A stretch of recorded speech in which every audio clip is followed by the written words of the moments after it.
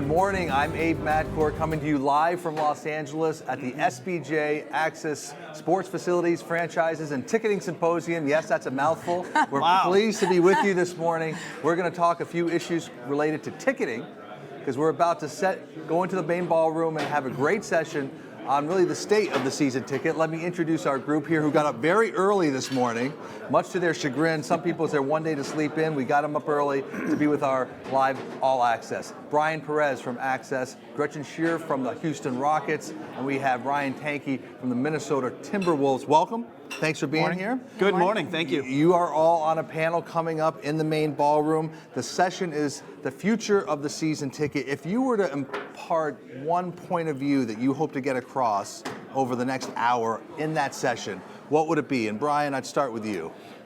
Well, without kind of going through the whole panel, I would say this is probably one of the most important issues that we face in the industry right now. And you need to be taking it very seriously and thinking about the broader implications for your organization, how you market, how you staff, the organizational structure that you have for what I believe is kind of a new world order in terms of how we're going to sell tickets. So it's not just about the season ticket, it's not just a ticketing department issue. It's everything around it. It's the entire organization. I think you'll hear that from the people on the panel. Gretchen, what would be your message to the audience this morning? Yeah, I mean, I think it's pretty similar to that. I mean, I think we frame it as the future of the season ticket because it's kind of the buzz topic. It's easy to talk about, but it's really the framework of how are people going to consume live entertainment in the future. And the season ticket has always been kind of the base attendance, the core revenue stream. Right. And as that shifts, you know, what are the ripple effects everywhere else? Yeah.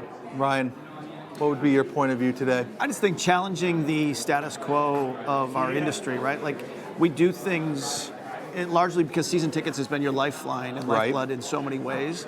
But I think over time, we haven't challenged ourselves to sort of disrupt ourselves along the way. And so I think in so many ways, you know, Gretchen and I grew up on the ticketing side of the business. I see it all the time, even in our own company. We're doing things the same way, in some cases, we were doing them 20 years ago. And as an industry, I just think we've got to challenge that norm a little bit. Is the industry ripe to be challenged? I mean, is it ready to be challenged? Because your point of view is a good one. The sports industry traditionally does things the same way for a long time. We've all been in the business a long time. Is the industry ready for change? Or are they being forced to change? I would say they're being forced to being changed, but I think they're open to it. Just the consumer habits and behaviors are changing around us. The pricing has gotten high enough that people have really serious decisions on whether not just to attend a sporting event, whether they can afford to. And that's really important for the creating the next generation of fans. And the way that next generation of fans kind of engages, interacts, purchases, all of those things is completely different. So I think it's a combination of the two. I think the people, the smart people in the industry are recognizing that. They're seeing it in their own staff. They're seeing it in their children and knowing that things are changing. And I think today is really about understanding how and what we can do about it. I would say the question I get asked the most is the season ticket dead? Is it? I don't think it's dead. I think there's going to always be a place for it. I think it's different.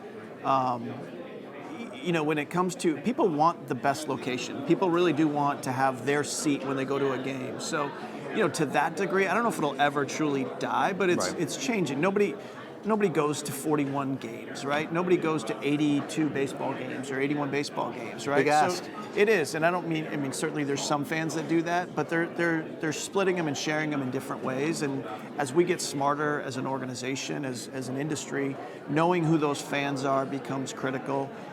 Whether we're selling them in half-season tickets or partial increments, they're doing that anyway on their own. So I think just the way we look at a season ticket has probably got to be different in the future, but I don't think it ever dies. Any different points on that about the season ticket? Yeah, I mean, I think that at least from my point of view, it's from a corporate standpoint and a high dollar standpoint, it's hard to compete with ease, with convenience, with familiarity of what's going around. And if you're in that position in life, like the last thing you want to do is try to figure out anything on your own. And so where do I park? Where's my seat? That core, I think will stay the same. And then, for the general fan who may be priced out of the season ticket, what does that flexibility look like, and how do we adapt to what people are already doing? Like they've been sharing season tickets for decades, right? And it was 15 years ago when people were like, oh, we should maybe sell a half season or a mini plan. But people had been consuming that way for a very long time. So. One of the things that really fascinates me about each of you, that we've been in the business together for a long time. You're all at very interesting companies and organizations. Outside of ticketing, tell the audience a little bit about what you're spending a lot of your time on, what you're focusing a lot of your energy on. Ryan, start with you. Storytelling.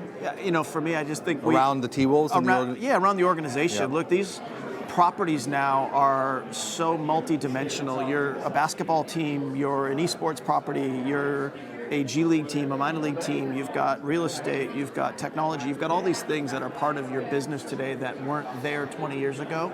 And so how are we creating organizational stories that ultimately connect fans, partners, and our community to the organization? So, for me, I think storytelling is a big deal. So that is, our staff is at a speaking event or just talking or meeting with a potential client. What's the story and narrative that they're telling about the organization? And that's new in terms of your new role, where you oversee comms and communication. Yeah. So, Gretchen, what are you spending a lot of your time and energy on? Yeah, I mean, we're almost 2 years in the Fertitta era of the Rockets, and it's really exciting. And he's got a global empire, and so how do we fit into our, I call it our corporate office. I'm not sure what I'm supposed to call it, but he has a massive amount of resources.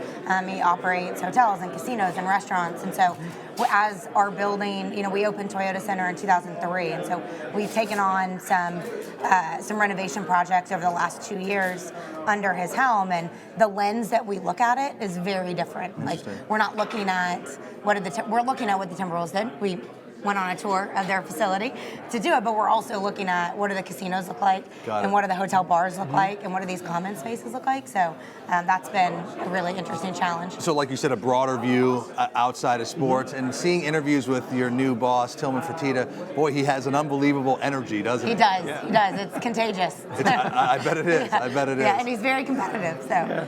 Ownership as competitive, that's interesting, right? Brian, what are you spending a lot of your time on? Outside of core ticketing, I think in a business that's grown kind of as quickly as ours, it's a lot about organizational behavior. Like, in retrospect, that is what the job becomes at some point: strategy and organizational behavior. Do we have the right people in the right jobs? Are they communicating correctly? Are we communicating? I think, the vision and the story, to your point, all the way up and down the organizational chart.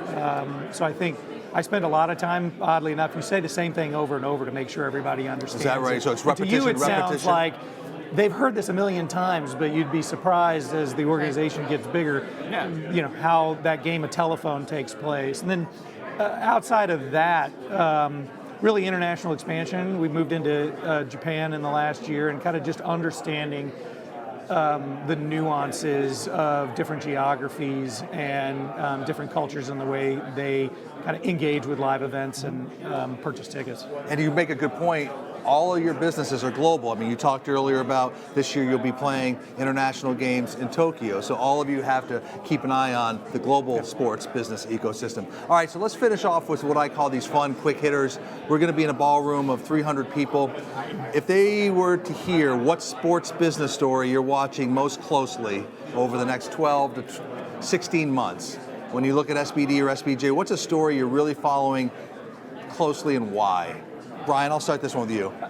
If you asked me a year ago, it would have been the PASPA decision. I think now, it's all legislative. I think now, what's going to happen with this proposed bill in California, the fair pay for play, and that could have tremendous catalytic effects on collegiate athletics and professional sports. And so, depending on which way that goes, it's going to be very, very interesting.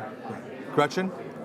I'm an Olympic junkie. So I was a diver in college. I followed all the time. So we're getting super close. We're less than a year out of Tokyo. So when I'm there, it'll be interesting to see how that movement is coming to play, and the stories around the Olympics is super interesting to me, just given the challenges that they've had, both with their athletes and in managing it. So that's. And you go to Tokyo when? Your games are in about 5 hours. Right, exactly. We head out next week. Next week? Yeah. Exciting stuff. Story you're watching and why? Yeah, I think the Sinclair acquisition of the Fox Regional Sports Networks.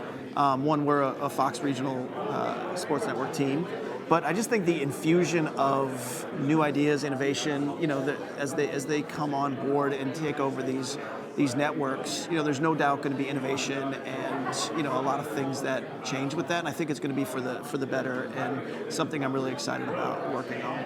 As we look down the road, as I said, we look in the past. We've been in the business combined 60, 70 years. But as we look forward, 20, 40, 60, 80, I mean, combined. The sports industry, finish this sentence for me. The sports industry needs to do a better job of, Ryan, I'll start with you and work our way down. I think we're starting to make change, but I think building a really diverse and inclusive workforce, and I think that part, there's something that I think all of us, we've talked about this, feel so much pride in the organizations we're building and the organizational health, but these are such big businesses now. They're billion-dollar, multi-billion-dollar companies that we're creating leadership and people that I think are bringing thought leaders from all different sectors, not just from the sports industry, but bringing really people together. It's going to make us all a better organization. So diverse and inclusion, yeah. Gretchen? Yeah, I mean, it's. I'll echo a little bit of what Ryan said, but I think that that's something that we do well, but we need to tell that story a little bit better.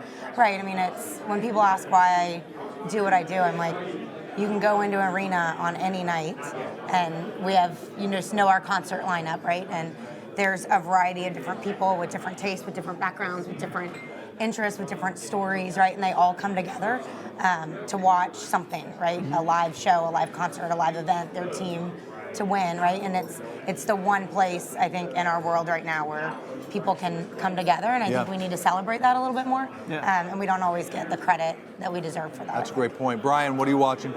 Just to stay topical, I'll kind of say that I think we can do a better job of packaging and pricing. And I think that's going to become even more important, and that's really what we'll be talking about today.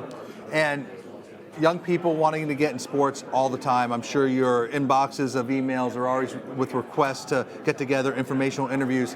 One word, we tell young people who want to work in the sports business, one piece of advice in one word, what is it? Start in sales. Start in sales? That's more than one word. More than one sentence. Yeah. Don't. I just think aggressive. The pursuit today. People give up too easy, and you're not going to email Gretchen once and likely get a response. I just think persistence is a little bit lost sometimes in the way in which people go after these things. You got to go after it like you really want it. And kind of on that note, I teach this class at the University of Texas. I tell the students all the time, be flexible. Mm-hmm. It's about getting in, and once you're in, you understand the business and you will move around. Yeah, and so don't worry so much about the perfect first job. Don't even worry about the perfect second job. Just keep adding skills and experience and that flexibility. Over the course of a career, it'll get really small and you'll really feel comfortable in it, but you got to have that flexibility. And once they get in, they have to work hard. Yeah, right? It's all about work. That's, I think, what they're saying. It is. And one thing you probably can't see through our live All Access is Ryan's shoes. They are the trendiest, classiest, coolest. You can tell he's in LA because he's looking very, very chic. So great conversation this morning at our SBJ Live All Access. I want to thank our panel for getting up early. I'm looking forward to the session early to kick off the conference in just a few minutes. Brian Perez, Gretchen Shear, Ryan Tankey, Abe Madcore. Thanks for being with us. We'll talk to you again down the road.